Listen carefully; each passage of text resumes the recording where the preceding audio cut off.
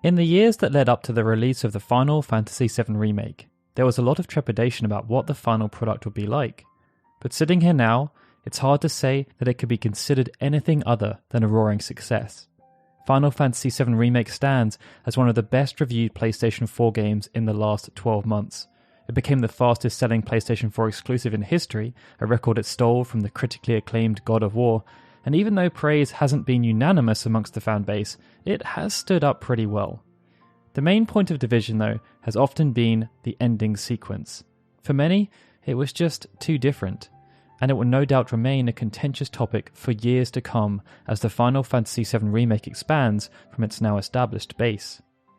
There are just so many questions we don't have answers to, though, and it's why one of our top-tier Patreon supporters, Final Fantasy Blog, suggested that we make a video discussing what the unknown future of the Final Fantasy VII Remake project may look like.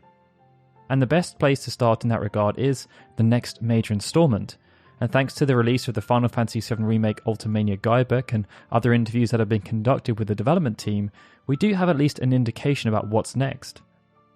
In the build-up to the release of the first part, speculation was rife about the Final Fantasy VII Remake project being a trilogy.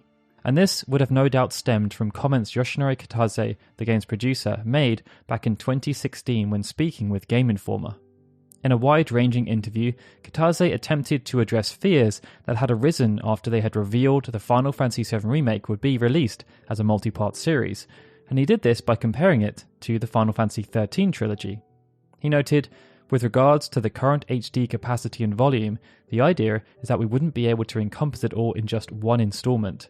So, if we're just looking at each of these parts, one part should be on par with the scale of one Final Fantasy XIII game."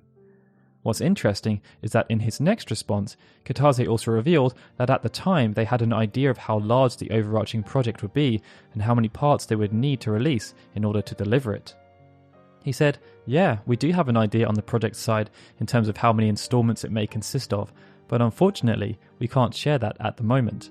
Of course, as we're creating and developing the scenario and the stories, these are things that move in real time, so the plan may change along the way. But that said, we do have a vision for how many installments it will consist of." That vision, as Kitase predicted, has seen considerable changes over the past 4 years, and they are now faced with an interesting internal dilemma. And that's because their ideas have become a bit more fluid than perhaps they were when Kitase made those initial comments, and that rumoured trilogy now seems very unrealistic. Speaking in an interview that featured within the Final Fantasy VII Remake Ultimania, Tetsuya Nomura, the game's director, said they are now faced with two distinct options for how they can proceed. They can either make larger, much more comprehensive parts at the cost of a longer release cycle, or they can make much shorter parts that will release much quicker. Nomura confessed that he would prefer to use the second option, and he feels that fans would prefer that too, as even though this would mean they need to release more parts in the long run, the wait between them would be much more bearable. The challenge is that by their own admission, the team as a whole are yet to decide which route to take, and they provided no barometer as to whether what they just released would be considered a large part or a small part. Kitase also noted that no matter what they choose, if they want to maintain the quality and volume established within the first part, it wouldn't be realistic for them to make any kind of announcement within the next year about what their plans may be. But what do we know about their plans right now?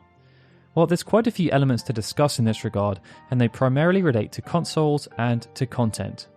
Final Fantasy VII Remake is, at present, a timed exclusive for the PlayStation 4, and that agreement is in place for 1 year. But that doesn't guarantee anything will happen on the 10th of April 2021. The City Arcade, for example, had a similar agreement in place when it launched, and that didn't release on the PlayStation 4 until a year after that agreement expired. At this point, based on numerous comments made by Yosuke Matsuda, the CEO of Square Enix, we already know that they are working on a PlayStation 5 version of the first part. And with that specific console still scheduled to release at the end of this year, it would make sense for a PlayStation 5 version to follow soon after. It may not arrive in April 2021, but it's logical to assume that it will arrive at some point throughout the year. Square Enix have also released trailers that reference footage being captured on PC, and given how well Final Fantasy XV sold upon its release in 2018, it also seems logical that this would release in 2021 too, but given their track record, it could also be pushed to 2022. Then there's also the potential for a release on Xbox One and Xbox Series X, But this is more of an unknown quantity. Square Enix was keen to support Xbox at the start of this current generation, and Final Fantasy Type-0 HD and Final Fantasy 15 both released on Xbox One. But as the generation has built out, they have been more and more keen to support the PlayStation 4 and the Nintendo Switch. In fact, outside of Kingdom Hearts 3, very few of their titles that have been developed in Japan have appeared on Xbox in the last few years, and as things stand at the moment, Babylon's Fall will continue that trend whenever it releases. It can also be inferred from comments made by Matsuda in a recent call with investors that the next part, whenever it's planned to release, may release on both the PlayStation 4 and PlayStation 5 as a minimum. He noted, "The next generation consoles will have backwards compatibility, so we plan for the time being to make our new titles available for both current and next generation consoles. It will therefore be somewhat farther down the road that we release titles exclusively for the next generation consoles." This then brings us on to the content that will feature within the next part. At the moment, we know the development team has a rough outline for what they want to include. Cait noted during E3 2019 that while the development team were finishing off the first game, they were continuing to plan and outline the overall volume of content for the second game. Nomura then confirmed at the end of last year that work was underway on the next part, and within the Ultimania, Naoki Hamaguchi, who was the co-director of game design and programming, confirmed that the team now have a vague idea of where they're going. But where exactly are they going? Well, that will depend on how long the next part will be, but at the moment one of their main considerations is how they make the world map work. They put a lot of time and effort into making Midgar feel expansive, and in Hamaguchi's own words, for the next one, we want players to be able to experience the large world of Final Fantasy VII. With that said, we really want to think about how to make players feel the scope of the world while also having a dramatic story as well. This could point to a few potential approaches. What we saw within Final Fantasy XII could work, where the world map was split into bite-sized zones, and towns and cities were part of the same framework. Grand Pulse had an awesome sense of scale in Final Fantasy XIII, and it was traversable on foot without becoming too overwhelming. And more recently, Final Fantasy XV had a successful world map implementation, but it was also quite reliant on transportation due to its size. And this particular element is symptomatic of the challenge they face moving forward. Each new part needs to build upon what came before, adding new layers of complexity and adding new things that will help to differentiate them. That's why Red 13 was no doubt withheld from Control in the first part, as from a gameplay perspective, it will give them something new to talk about within the next part. We can also assume that Cait Sith will join, after being teased within the first part. And there are also a lot of questions as to whether he will ride his traditional Moogle into combat, or whether it will be something more akin to what we saw within Advent Children, where he became combined with Red 13. Zack Fair may also appear as a third playable character, providing a nice gameplay expansion to what we saw from Cloud Strife, and it would make sense for Sephiroth to fill the guest character slot, as the next part should have a lot of focus placed on the calm flashback sequence. This could end up being pretty special too, as if it's faithful to the original, we will get to play as a nerfed Cloud while watching Sephiroth annihilate whatever stands before him. That's a big if though, and this segment may end up being changed quite dramatically to make it much more interactive. If those additions come to pass, then that would see Sid Highwind, Yuffie Kisaragi and Vincent Valentine held back for the third installment. This would work towards their objective of differentiating the parts from a gameplay perspective due to how unique their combat will be, and this then works with many other gameplay elements such as materia and summons. The first part didn't contain anything that would be considered all that powerful in relation to the original game, and it gives them plenty of opportunities to expand and explore with what's to follow. Teruki Endo, the battle director, even noted that within the next part he's keen to expand the gameplay system and make it much more integrated. Perhaps the most curious thing though is the narrative, and that's because of how everything ended. It has conjured up numerous theories about where we will be taken. But even though there may be twists and turns, according to Kitase, the original structure should be retained. He said, "There are a lot of locations and scenes that fans of the original are looking forward to seeing in the remake, so I'd like to avoid removing them.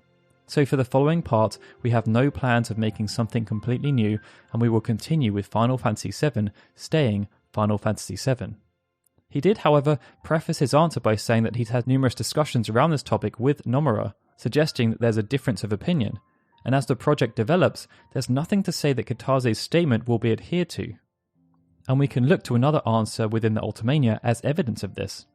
According to Nojima, within earlier drafts of the narrative, the team did not intend for Sephiroth to show up as much as he did, as their initial goal was just to hint at his existence, but midway through development, they changed things around to have him appear more often and added more scenes.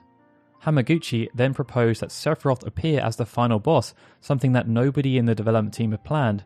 They felt as though it might upset players due to it deviating too much from the source material, but as Hamaguchi's proposal was so compelling, Nomura greenlit the idea and it stayed in the final release. By his own admission, Toriyama also isn't too familiar with the story outside of Midgar, as that was his area of focus within the original. It was no doubt meant in jest, but he said, "I don't even remember how the party got to calm after leaving Midgar."